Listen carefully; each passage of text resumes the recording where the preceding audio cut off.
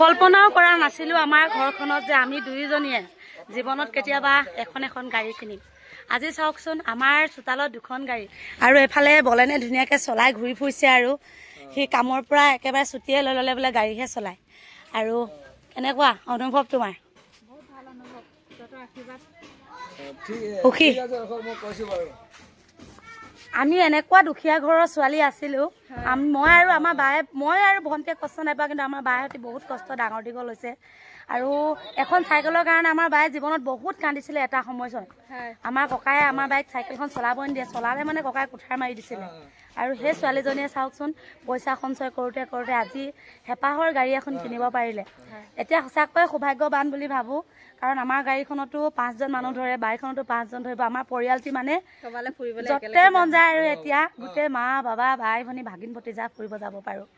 সমালোচনা বহুতে কৰে, কিন্তু সমালোচনাৰ আঁৰত মানুহৰ জীৱন কাহিনী বহুতে বুজি নাপায়। বুজাসকলে বুজে, নুবুজাই নাই। কিন্তু নিজৰ গতিত যদি মানুহে কাম কৰি যায়, এদিন নহয় এদিন সফল হ'বই। ডাউন পে'মেণ্ট দিয়ে লৈছে, ইনষ্টলমেণ্ট মাৰিব লাগিব। আৰু আমাৰ নিচিনা সাধাৰণ মানুহে ডাইৰেক্ট ইমান লাখ টকা কেছ দি পইচা ল'বলৈ ক্ষমতা নাই। কাম কৰি থাকিম, ইনষ্টলমেণ্ট মাৰি থাকিম। আৰু এতিয়া আমাৰ গাড়ীখনত, তহঁতৰ আমাৰ গাড়ীখনত গামোচা এখন নিপিন্ধালি, তহঁতৰখনো নিপিন্ধাও কেলে? আমাৰ বাই আমাৰ গামোচা, আমাৰ গাড়ীখনত গামোচা এখন নিপিন্ধালে ময়ো নিপিন্ধাও। গামোচা পিন্ধাই থৈছো ন। নহয় তই নিপিন্ধালি ন। হ'ব, মোকো পিন্ধাব নালাগে, হিচাপ পোৱাব। তই ধুনীয়াকৈ চলাইছনে? নাই চলোৱা। বুকুত ভয় আছে নাই? নাথাকিব এতিয়া আছে ন বাই? ভয় লাগে ন। পি বাবা কৰি থাকে ন গাটো। বেগটো মাৰি দিওঁ ধপককে। চলাবলৈ কেনেকুৱা মজা? তই এতিয়া আমখন চলাবি নে এখন চলাবি? বলেনে এতিয়া দুখনো একদম মানে চলাব, ইখন আহিব বলে সিখন চলাব। বলেনে মানে বহুত হেঁপাহত জীৱনত প্ৰথমখন আমাৰ বাইক লৈছে, আমাৰ বাই লৈছিলে। বাই এখন বাইক আছিলে, বাইক পইচা 10,000 দিছিলে। আৰু সেই বাইকখন উৰাই ঘূৰাই চলাই চলাই চলাই নহয়, ই জানে বাই দদাহঁতো আছিলে যে।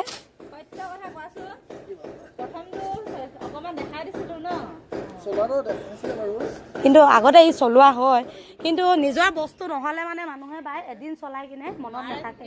এতিয়া গাড়ীখন নিজৰ কাৰণে সি দেখিছ নাই, ৰাতিয়ে আহি গাড়ী ভৰাই দিছে। মামুলি ডাঙৰ কথা, বেগ কৰি ভৰাই দিছে, এদিনো চলোৱা নাই বলেনে।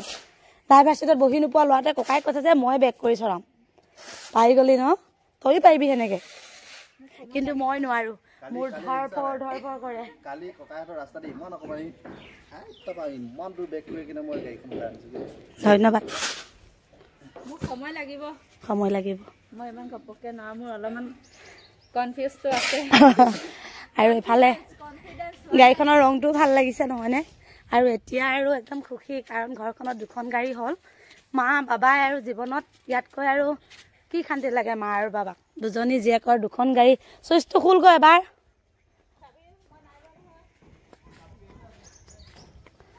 দেখাই দিছোঁ দেই ভিতৰৰ ফালে এবাৰ। এইয়া কলা